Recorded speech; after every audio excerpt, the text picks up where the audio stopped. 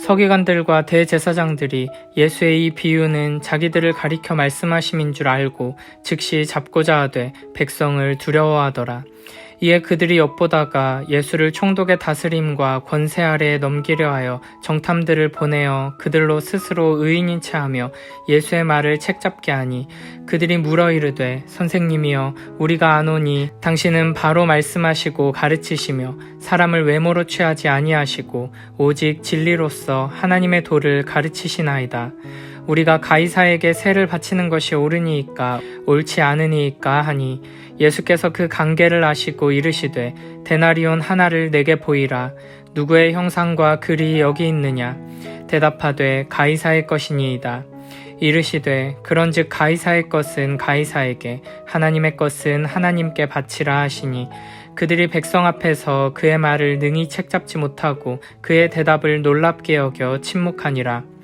부활이 없다고 주장하는 사두개인 중 어떤 이들이 와서 물어 이르되 선생님이여 모세가 우리에게 써주기를 만일 어떤 사람의 형이 아내를 두고 자식이 없이 죽으면 그 동생이 그 아내를 취하여 형을 위하여 상속자를 세울지니라 하였나이다. 그런데 7형제가 있었는데 마지가 아내를 취하였다가 자식이 없이 죽고 그 둘째와 셋째가 그를 취하고 7이 다 그와 같이 자식이 없이 죽고 그 후에 여자도 죽었나이다. 7이 다 그를 아내로 취하였으니 부활 때에 그 중에 누구의 아내가 되리이까? 예수께서 이르시되 이 세상의 자녀들은 장가도 가고 시집도 가되 저 세상과 및 죽은 자 가운데서 부활함을 얻기에 합당히 여김을 받은 자들은 장가가고 시집가는 일이 없으며 그들은 다시 죽을 수도 없나니 이는 천사와 동등이요 부활의 자녀로서 하나님의 자녀임이라. 죽은 자가 살아난다는 것은 모세도 가시나무 떨기에 관한 글에서 주를 아브라함의 하나님이요 이삭의 하나님이요 야곱의 하나님이시라 칭하였나니 하나님은 죽은 자의 하나님이 아니요 살아있는 자의 하나님이시라. 하나님에게는 모든 사람이 살았느니라 하시니 서기관 중 어떤 이들이 말하되 선생님 잘 말씀하셨나이다 하니 그들은 아무것도 감히 더 물을 수 없음이더라. 서기관들과 대제사장들은 예수님께서 포도원 농부의 비유를 통해 자신들을 정죄하신다는 것을 알고는 예수님을 즉시 체포하려 했습니다. 하지만 백성들의 눈이 무서워 그렇게 하지 못했습니다. 기회를 엿보던 그들은 예수님을 로마 총독에게 넘길 계획을 세웁니다. 이를 위해 예수님께 호의적인 경건한 사람들로 꾸민 정탐들을 준비합니다. 정탐들은 예수님께 찾아가 이렇게 말합니다. 선생님이여 우리가 아노니 당신은 바로 말씀하시고 가르치시며 사람을 외모로 취하지 아니하시고 오직 진리로서 하나님의 도를 가르치시나이다. 이렇게 예수님에 대한 호의적인 칭찬의 말들을 늘어놓고 나서는 예수님을 함정에 빠뜨리는 질문을 던집니다. 우리가 가이사에게 세를 바치는 것이 옳으니이까 옳지 않으니이까? 여기서 정탐꾼들이 언급하는 가이사에게 내는 세금은 로마 황제에게 바치는 인두세를 말합니다. 당시 로마에는 다양한 세금들이 있었지만 인두세는 로마 황제에게 직접 바치는 세금으로 인구조사를 통해 빈부 고하를 막론하고 모든 성인 남녀에게 부과되었습니다. 인두세는 하루치 임금에 해당하는 한 데나리온이었기에 경제적으로는 큰 부담이 아니었지만 유대인들에게는 큰 논란이 되었습니다. 왜냐하면 이 세금은 황제에게 직접 바치면서 로마의 황제가 우리의 왕이고 주인이라는 것을 드러내는 의미를 담고 있었기 때문입니다. 오직 여호와 하나님 외에는 왕이 없다고 믿는 유대인들에게 황제에게 직접 세금을 바치는 것은 신앙과 충돌하는 문제였습니다. 그래서 실제로 예수님의 어린 시절에 갈릴리의 유다라는 사람이 하나님 외에 우리에게 왕은 없다고 외치며 반역을 일으키자 많은 유대인들이 동조하기도 했습니다. 이런 배경 속에서 정탐꾼들은 예수님께 가이사에게 세금을 바치는 것이 옳은지 질문하는 것입니다. 만약 예수님께서 이 질문에 대해 로마 황제 가이사에게 세금을 내는 것이 옳지 않다고 답하시면 예수님께서는 서기관들과 대제사장들이 의도한 대로 로마 제국에 저항하는 반란 세력으로 처벌받을 수 있게 될 것입니다.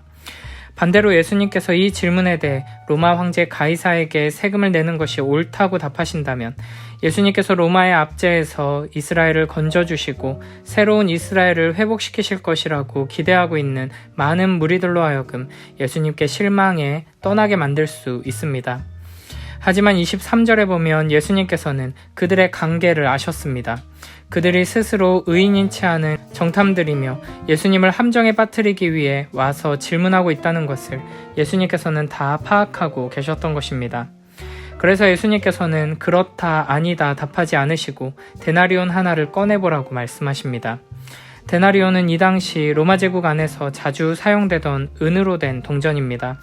예수님께서는 거기에 누구의 형상과 글이 있느냐고 질문하십니다. 이에 정탐꾼들은 가이사의 것이라고 답합니다. 실제로 데나리온이라 불리는 동전의 한쪽 면에는 가이사 티베리우스 황제의 얼굴이 새겨져 있었고 티베리우스 가이사 신성한 아우구스투스의 아들이란 문구가 새겨져 있었습니다.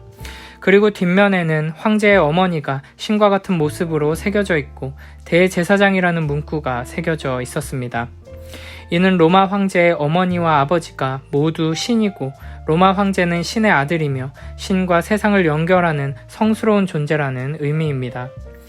율법을 엄밀하게 지키고자 하는 유대인들에게는 스스로를 신이라 말하는 로마 황제의 형상이 새겨져 있고 로마 황제를 신으로 찬양하는 문구가 새겨져 있는 동전을 소유하고 있다는 것만으로도 하나님이 아닌 다른 신을 섬기는 우상 숭배의 죄라고 할 수 있었습니다. 그런데 지금 가이사에게 세금을 내는 것이 옳으냐고 질문하는 자들의 주머니에서 이 동전이 나온 것입니다. 그들은 예수님을 함정에 빠뜨리기 위해 질문을 던지고 있지만 정작 자신들은 아무렇지도 않게 이 동전을 소유하고 사용하면서 로마 제국 안에서 로마 황제의 통치와 영향력 아래서 살아가고 있는 것입니다. 예수님께서는 적들의 함정을 지혜롭게 빠져나가시며 오히려 그들의 모순과 외식을 드러내십니다. 그리고 나서 이렇게 말씀하십니다. 그런즉 가이사의 것은 가이사에게 하나님의 것은 하나님께 바치라. 한글 성경에서는 바치라 라고 번역하고 있지만 그 의미를 조금 더 정확하게 표현하자면 받은 것을 갚아라, 돌려주어라 라는 뜻입니다. 예수님께서는 로마 황제는 스스로를 신이라 주장하는 신성 모독자고 로마 제국은 악한 나라이니 절대로 로마의 법을 따르지 말고 반란을 일으켜서 저항하라고 명령하지 않으십니다. 오히려 가이사의 것은 가이사에게 돌려주라고 말씀하십니다. 로마서 13장 1절에서는 이렇게 말씀하십니다. 각 사람은 위에 있는 권세들에게 복종하라. 권세는 하나님으로부터 나지 않음이 없나니 모든 권세는 다 하나님께서 정하신 바라. 이 세상 나라의 모든 권위가 결국에는 하나님께로부터 온 것이기 때문에 하나님 나라 백성들은 기본적으로 이 땅의 나라와 정부들의 질서에 순종하며 따라야 합니다. 내가 속한 나라나 정부가 마음에 들지 않는다고 세금을 내지 않거나 의무를 다하지 않는 것은 바른 신앙인의 자세가 아닙니다. 로마서 13장 6절 7절에서는 이렇게 말씀하십니다. 너희가 조세를 바치는 것도 이로 말미암음이라. 그들이 하나님의 일꾼이 되어 바로 이 일에 항상 힘쓰느니라. 모든 자에게 줄 것을 주되 조세를 받을 자에게 조세를 바치고 관세를 받을 자에게 관세를 바치고 두려워할 자를 두려워하며 존경할 자를 존경하라. 우리는 이 세상과 단절되고 완전히 분리된 또 다른 나라로 부름받은 것이 아니라 이 세상 속에 하나님 나라를 이루도록 부름받았습니다. 그리고 하나님께서는 교회를 보존하시기 위해 이 땅 가운데 여러 가지 형태의 나라와 정부와 질서와 권위들을 세우셨습니다. 베드로전서 2장 13, 14절에서는 이렇게 말씀하십니다. 인간의 모든 제도를 주를 위하여 순종하되 혹은 위에 있는 왕이나 혹은 그가 악행하는 자를 징벌하고 선행하는 자를 포상하기 위하여 보낸 총독에게 하라. 모든 인간의 정치체제와 사회제도 등에는 장단점이 있고 선하고 아름다운 측면과 동시에 악하고 연약한 측면도 있습니다. 그러나 궁극적으로 하나님께서는 하나님의 교회를 보존하시기 위해 하나님의 백성들을 선하게 인도하시기 위해 이 모든 일들을 계획하시고 주관하고 계신다는 것입니다. 어떤 왕이든 어떤 나라든 궁극적으로는 하나님의 손 안에 있습니다. 하나님께서는 애굽도 바벨론도 로마도 사용하셔서 역사하십니다. 하나님께서는 하나님 나라의 백성들에게 이 제국을 무너뜨리라고 명하지 않으시고 그 속에서 하나님 나라 백성답게 살아가라고 명령하시고 힘주시고 인도하셨습니다. 그러므로 우리는 이 세상 권세와 질서를 무시함으로 하나님의 권위를 무시하는 죄를 짓지 않도록 주의해야 합니다. 디모데전서 2장 1절 2절에서는 이렇게 말씀하십니다. 그러므로 내가 첫째로 권하노니 모든 사람을 위하여 간구와 기도와 도고와 감사를 하되 임금들과 높은 지위에 있는 모든 사람을 위하여 하라. 이는 우리가 모든 경건과 단정함으로 고요하고 평안한 생활을 하려 함이라. 그러므로 우리는 항상 모든 나라와 모든 역사를 주관하시는 영원한 왕이신 하나님을 기억하며 하나님을 경외하고 사랑하는 마음으로 세상 권세에도 순복하고 부름받은 자리에서 하나님의 선하신 통치의 영광을 드러내기 위해 힘써야 할 것입니다. 물론 우리는 불의한 권세에 대해서는 용감하게 맞서며 하나님의 말씀을 선포하고 선지자적인 사명을 감당해야 합니다. 그러나 세상 기준으로 선과 악을 판단하고 세상 방식으로 악으로 악을 이기는 싸움을 해서는 결코 안 됩니다. 하나님 나라 백성답게 악에게 지지 말고 선으로 악을 이기고 사랑으로 승리하여 하나님의 영광을 드러내야 합니다. 사실 오늘 본문에서 가장 중요한 메시지는 하나님의 것은 하나님께 돌려드리라는 말씀입니다.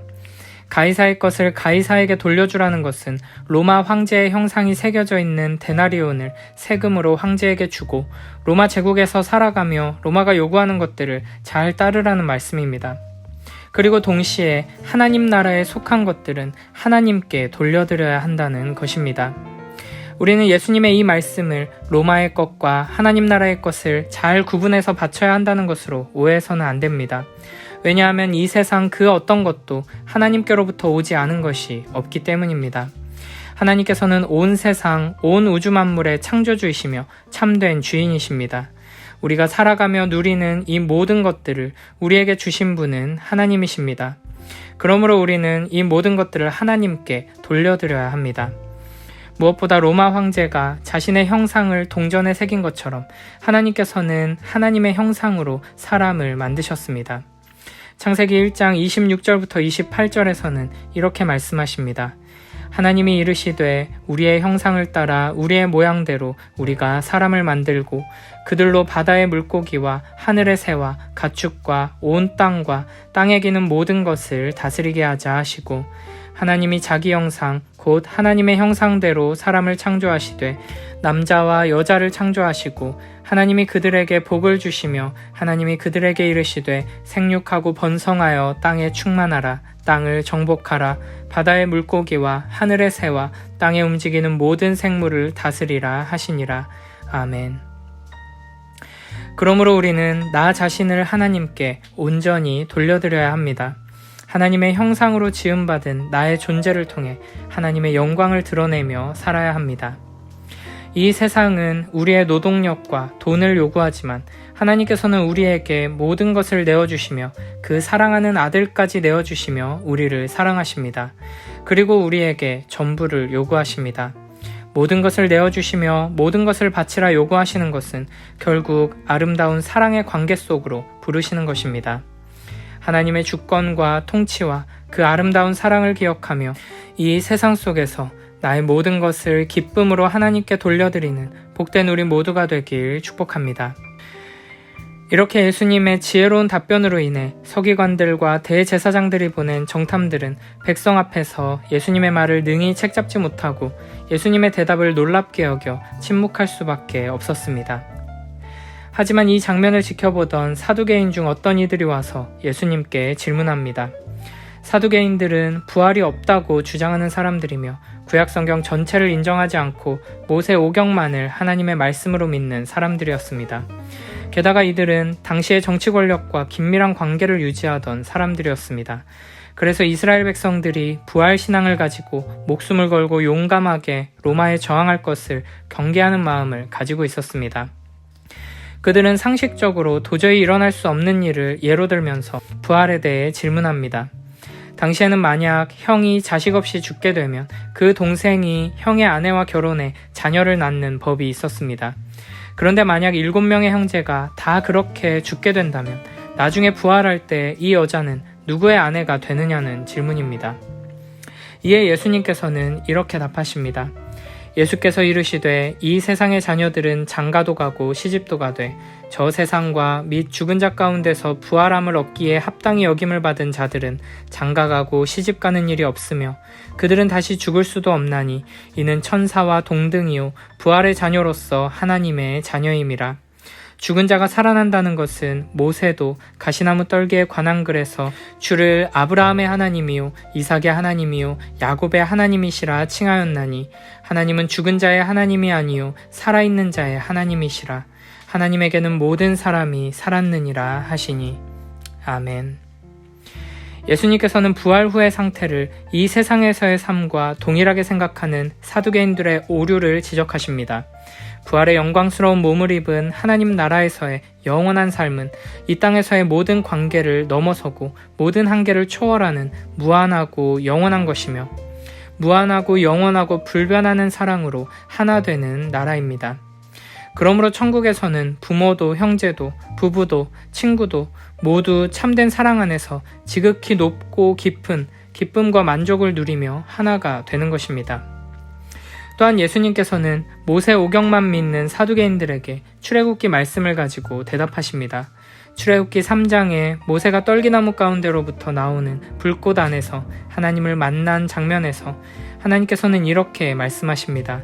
나는 내 조상의 하나님이니 아브라함의 하나님, 이삭의 하나님, 야곱의 하나님이라.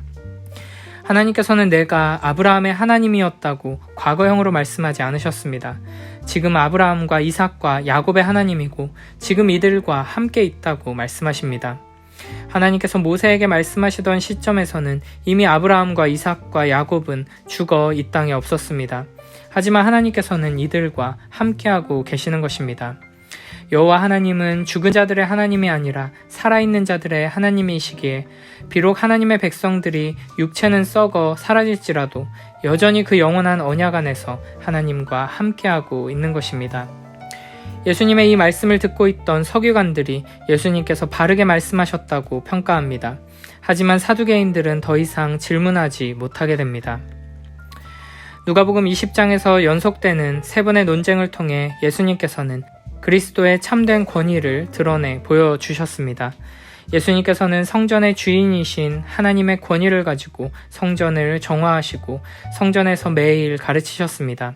또한 하나님의 형상으로 지음받은 우리의 모든 것을 요구하실 수 있는 이 땅의 나라들과는 비교할 수 없을 만큼 크고 높은 권위를 가지신 분이십니다. 그리고 마지막 세 번째 사두개인들과의 논쟁을 통해서는 하나님의 말씀, 성경을 해석하고 가르치시는 말씀의 권위가 예수님께 있다는 것을 분명하게 보여주십니다. 세상은 계속해서 우리에게 질문하고 또 질문하며 우리를 흔들고 넘어뜨리려고 합니다. 하지만 참된 권위의 본체이신 우리 주 예수 그리스도를 의지할 때, 하나님 나라를 의지하고 하나님의 말씀을 의지할 때 우리는 하나님의 영광을 드러내는 참으로 복된 삶, 믿음의 삶을 살아낼 수 있게 될 것입니다.